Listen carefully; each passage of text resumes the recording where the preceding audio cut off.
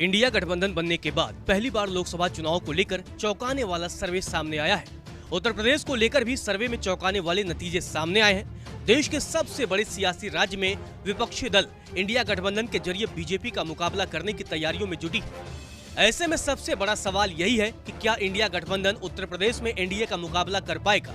तो चलिए आपको सर्वे में आए नतीजों के बारे में बता देते हैं। एक न्यूज एजेंसी के सर्वे के मुताबिक उत्तर प्रदेश में बीजेपी को बड़ी जीत मिलने का अनुमान है। ओपिनियन पोल के मुताबिक उत्तर प्रदेश की 80 लोकसभा सीटों में से सबसे ज्यादा 70 सीटें बीजेपी को मिल सकती हैं, जबकि समाजवादी पार्टी को 4 और कांग्रेस को 2 सीट मिलने का अनुमान है। इसके अलावा सुभाषपा और आरएलडी को एक सीट मिलने का अनुमान है। इसके अलावा बसपा का खाता नहीं खुलने का भी अनुमान है।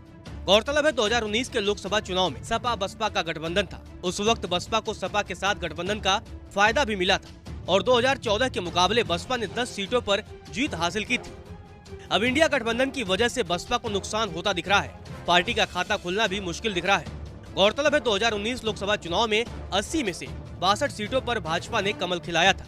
इसमें एनडीए की सहयोगी रही अपना दल एस के खाते में 2 सीटें गई थी। वहीं सपा बसपा और आरएलडी गठबंधन सिर्फ 15 सीटों पर ही सिमट कर रह गया था। इसमें भी 3 सीटों पर उतरी आरएलडी का खाता भी नहीं खुल पाया था। बसपा को बड़ा फायदा मिला था। बसपा 0 से उठकर सीधे 10 सीटों पर पहुंच गई थी, जबकि सपा को 5 सीटें ही मिली थी। सर्वे के आंकड़ों पर विश्वास करें तो इस बार बसपा के लिए ये चुनाव चुनौती भरा हो सकता है। वहीं इंडिया गठबंधन के बाद भी उत्तर प्रदेश में विपक्षी दल बीजेपी को चुनौती देते हुए नहीं दिख रहे हैं। उल्टा पिछले चुनाव के मुकाबले बीजेपी को लाभ होता दिख रहा है। चलिए अब आपको अन्य राज्यों में एनडीए और इंडिया गठबंधन का भी हाल बता देते हैं। उत्तर प्रदेश में एनडीए को 73 और इंडिया गठबंधन को 7 सीटें मिलने का अनुमान है। बिहार के 40 सीटों में से एनडीए को 24, इंडिया को 16 सीटें मिल सकती हैं। महाराष्ट्र की 48 सीटों में से एनडीए को 24, इंडिया को 24 सीटें मिलने का अनुमान है। तमिलनाडु की बात करें तो यहाँ कुल 39 सीटें हैं, जिनमें से एनडीए को 9, इंडिया को 30 सीटें मिलने का अनुमान है। पश्चिम बंगाल में एनडीए अलायंस को 12, इंडिया अलायंस को 30 सीटें मिलने का अनुमान है। ओपिनियन पोल के मुताबिक कर्नाटक में एनडीए को 20, इंडिया को 7 और अन्य को 1 सीट मिलने का अनुमान है। गुजरात में बीजेपी सभी 26 सीटों पर जीत दर्ज कर सकती है, यानी यहाँ की सभी सीटों पर एनडीए जीत दर्ज कर सकती है। केरल की 20 सीटों में से इंडिया अलायंस सभी 20 सीटें जीत सकती है। राजस्थान में एनडीए को 21, इंडिया अलायंस को 4 सीटें मिलने का अनुमान है। आंध्र प्रदेश की बात करें तो यहाँ की सभी 25 सीटें न तो एनडीए को ही मिलेंगी और न ही इंडिया के खाते में आने का अनुमान है। मतलब यहाँ अन्य पार्टियां जो अभी तक किसी भी गठबंधन का हिस्सा नहीं है, उनको ये सीटें जाने का अनुमान है। ओडिशा की अगर बात की जाए तो यहाँ एनडीए को 8 सीटें मिलने का अनुमान है, जबकि अन्य के खाते में 13 सीटें जा सकती हैं, जिनमें बीजू जनता दल प्रमुख है। इसके अलावा यहाँ इंडिया का खाता भी नहीं खुलने का अनुमान है। मध्य प्रदेश की बात करें तो मध्य प्रदेश में एनडीए शानदार प्रदर्शन करता हुआ दिख रहा है। मध्य प्रदेश में बीजेपी को 24 सीटों पर जीत मिलने का अनुमान है, जबकि कांग्रेस यहाँ 5 सीटें जीत सकती है। अगर तेलंगाना की बात की जाए तो यहाँ एनडीए 6, इंडिया के खाते में 2 और अन्य के खाते में कुल 9 सीटें आने का अनुमान है। असम की बात की जाए तो यहाँ भी एनडीए का प्रदर्शन अच्छा होने की उम्मीद है। यहाँ एनडीए के खाते में 12 सीटें, जबकि इंडिया के खाते में महज 1 सीट और अन्य के खाते में 1 सीट मिलने का अनुमान है।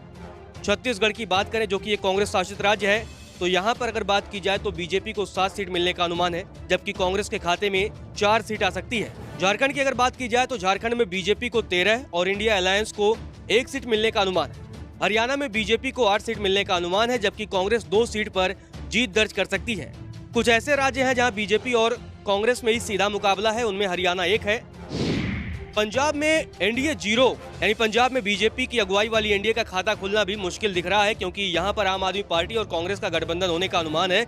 ऐसे में इंडिया को कुल 13 सीटें मिलने का अनुमान है। इस बार दिल्ली में अलग समीकरण देखने को मिल सकता है। पिछले 2014 और 2019 में यहाँ की 7 सीटों पर बीजेपी ने जीत दर्ज की थी, लेकिन इस बार ये आंकड़े कुछ बदलते हुए दिख रहे हैं। दिल्ली की 7 सीटों में से बीजेपी यहाँ 5 सीटों पर जीत दर्ज कर सकती है, जबकि इंडिया गठबंधन के खाते में 2 सीटें आने का अनुमान है। वहीं उत्तराखंड में बीजेपी सभी 5 सीट पर जीत दर्ज कर सकती है। जम्मू कश्मीर और लद्दाख की अगर बात की जाए तो यहाँ एनडीए के खाते में 3 सीटें आने का अनुमान है, जबकि इंडिया गठबंधन के खाते में 2 और 1 सीट पर अन्य उम्मीदवार जीत दर्ज कर सकता है। मणिपुर की दोनों सीटें इंडिया अलायंस को जा सकती हैं। गोवा में एनडीए के खाते में 2 और इंडिया अलायंस को यहाँ 0 सीट मिलने का अनुमान है। ओपिनियन पोल में कुल 543 सीटों का सर्वे किया गया है। इनमें एनडीए को बहुमत मिलता हुआ दिख रहा है। एनडीए कुल 318 सीटों पर जीत दर्ज कर सकती है, इंडिया अलायंस को 175 सीट पर जीत मिलने का अनुमान है, जबकि अन्य 50 सीटें निर्दलीय उम्मीदवार या अन्य पार्टियों के खाते में जा सकती हैं।